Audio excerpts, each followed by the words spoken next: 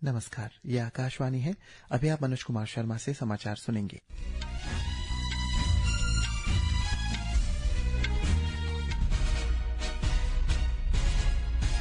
पहले मुख्य समाचार। प्रधानमंत्री नरेंद्र मोदी ने गैंगटॉक के 4,000 करोड़ रुपए की कई विकास परियोजनाओं को लोकार्पण और शिलान्यास किया। प्रधानमंत्री नरेंद्र मोदी ने आज राजधानी गैंगटॉक से वर्चुअल माध्यम से पूर्वोत्तर के 6 क्रिकेट अकादमियों का उद्घाटन किया, जिनमें अरुणाचल प्रदेश के पापुम पारे जिले के दोईमुख स्थित इंडोर क्रिकेट अकादमी भी शामिल। अरुणाचल प्रदेश स्थित सियांग अपर बहुउद्देशीय परियोजना में समुदाय के लगातार समर्थन के तहत समझौता ज्ञापन एमओयू पर हस्ताक्षर का दूसरा चरण आज से शुरू। युवा सशक्तिकरण और समग्र विकास की दिशा में एक महत्वपूर्ण कदम के तहत पद्मश्री एवं गिनीज वर्ल्ड रिकॉर्ड धारक डॉक्टर अंशु जमसेनपा ने कल बोमडिला स्थित उपायुक्त कार्यालय में वेस्ट कामेंग उपायुक्त से मुलाकात की। रक्षा मंत्री राजनाथ सिंह ने किर्गिस्तान में एससीओ रक्षा मंत्रियों की बैठक में आतंकवाद के खिलाफ कड़ी चेतावनी दी। कहा, आतंकवाद के केंद्र अब उचित दंड से अछूते नहीं रहेंगे। पश्चिम बंगाल में कल होने वाले विधानसभा चुनाव के दूसरे चरण और अंतिम चरण के मतदान के लिए सभी तैयारियां पूरी। और आईपीएल क्रिकेट में आज शाम पंजाब किंग्स का मुकाबला राजस्थान रॉयल्स से होगा। अब समाचार विस्तार से। प्रधानमंत्री नरेंद्र मोदी ने कहा है कि सरकार ने सिक्किम में संपर्क और बुनियादी ढांचे में सुधार को सर्वोच्च प्राथमिकता दी है। प्रधानमंत्री ने राज्य के 50वें स्थापना दिवस के समापन समारोह को संबोधित करते हुए ये बात कही। उन्होंने गैंगटॉक के पाल्जोर स्टेडियम में पूर्वोत्तर में 6 क्रिकेट अकादमियों के साथ साथ 4,000 करोड़ रुपए की कई विकास परियोजनाओं का उद्घाटन और शिलान्यास किया। उन्होंने राज्य की अपार पर्यटन क्षमता का जिक्र किया। श्री मोदी ने पर्यटन की पूरी तरह विकसित करने की केंद्र सरकार की प्रतिबद्धता को दोहराया है। सिक्किम के टूरिज्म से यहाँ बहुत बड़ी संख्या में लोगों की आय जुड़ी हुई है और टूरिज्म तभी बढ़ता है उस राज्य का इंफ्रास्ट्रक्चर जब बढ़िया हो तब बढ़ता है। इसलिए हम सिक्किम की कनेक्टिविटी और यहाँ इंफ्रास्ट्रक्चर पर सबसे ज्यादा फोकस कर रहे हैं। बागडोगरा से गंगटोक तक एक्सप्रेसवे का निर्माण हो, सेवोक रंगपुर रेल लाइन हो, ये प्रोजेक्ट सिक्किम को पूरे देश से जोड़ने का जरिया बन रहा है। प्रधानमंत्री ने कहा है कि जैविक और प्राकृतिक खेती में सिक्किम की सफलता पूरे देश के लिए एक मिसाल बन गई है। उन्होंने सिक्किम को पूर्व का स्वर्ग बताया। पूर्वोत्तर को राष्ट्र की अष्टलक्ष्मी बताते हुए श्री मोदी ने कहा है कि इस समय चल रही और आने वाली परियोजनाएं इस क्षेत्र के लोगों के जीवन में महत्वपूर्ण बदलाव लाएंगी।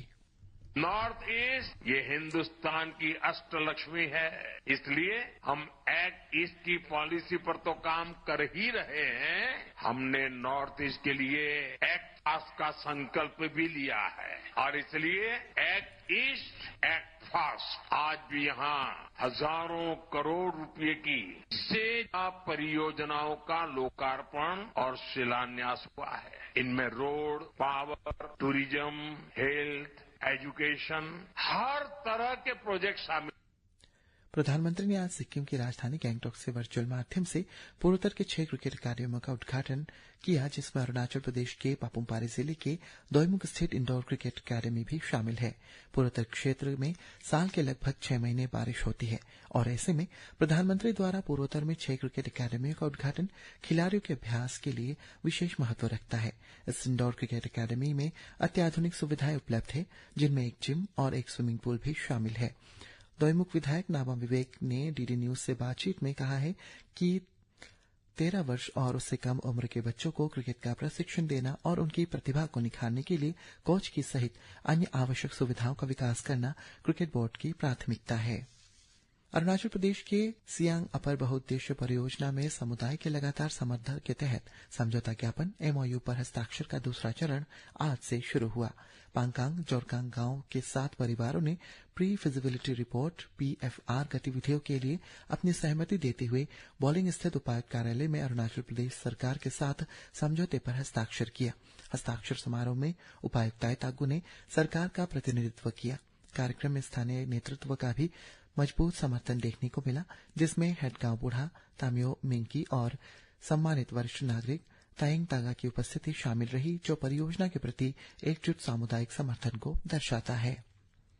युवा सशक्तिकरण और समग्र विकास की दिशा में एक महत्वपूर्ण कदम के तहत पद्मश्री और गिनीज वर्ल्ड रिकॉर्ड धारक डॉक्टर अंशु जमसेनपा ने सोमवार को बोमडिला स्थित उपायुक्त कार्यालय में वेस्ट कामेंग उपायुक्त डॉक्टर दिलीप कुमार से मुलाकात की। बैठक में आगामी पीक प्रमोशन प्रोग्राम पर चर्चा हुई, जिसके तहत एक एडवेंचर और लीडरशिप कैंप आयोजित की जाएगी। पहल का उद्देश्य होगा युवाओं को विभिन्न करियर अवसरों, आवश्यक जीवन कौशल और व्यक्तिगत विकास के मार्गों से परिचित कराते हुए उनके सोच को विकसित करना, साथ ही क्षेत्र को एडवेंचर और इको टूरिज्म के केंद्र के रूप में भी बढ़ावा देना है। 5 दिवसीय कैंप 13 से 17 अप्रैल 2026 तक वांगू गांव के आयोजित की गई थी, जिसमें प्राकृतिक वातावरण में व्यवहारिक आउटडोर और अनुभवात्मक शिक्षा प्रदान की जाएगी। रक्षा मंत्री राजनाथ सिंह ने आज किर्गिस्तान के बिश्केक में आतंकवाद, अलगाववाद और उग्रवाद से निपटने के लिए एकजुट होकर काम करने का आह्वान किया। उन्होंने आतंकवाद के सुरक्षित ठिकानों को समाप्त करने की किसी भी राजनीतिक आपदाओं को खारिज करने की बात कही है। पहलगाम में हुए जघन्य आतंकवादी हमले के पीड़ितों को याद करते हुए श्री सिंह ने कहा है कि ऑपरेशन सिंदूर के दौरान भारत ने यह दृढ़ संकल्प प्रदर्शित किया कि आतंकवाद के केंद्र अब उचित दंड के अछूती नहीं रहेंगे।